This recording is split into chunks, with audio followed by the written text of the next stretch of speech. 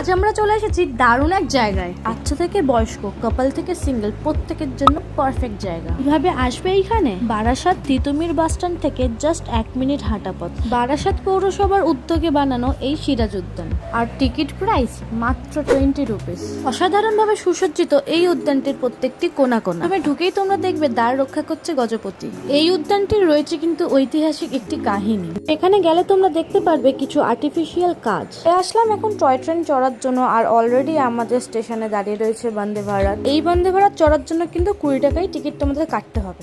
এর কাউন্টার তোমরা ভিতরেই পেয়ে যাবে। অপেক্ষার অবসান ঘটিয়ে রওনা দিল আমাদের ট্রেন। একটা মজার ঘটনা হলো, পুরো ট্রেনে কিন্তু ছিলাম একমাত্র যাত্রী আমরাই। এই যে পুকুরটি, এইটিই হলো হাতিপুকুর নামে খ্যাত।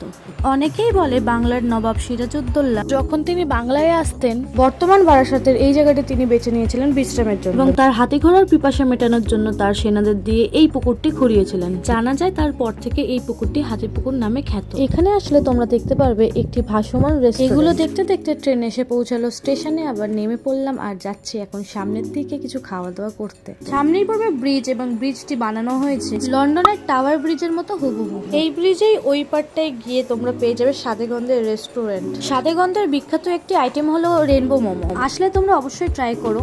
আমি মোমো খাবো না, তাই নিয়ে নিচ্ছি আইসক্রিম। পেয়ে যাবে এখানে নানান ফ্লেভারের মকটেল।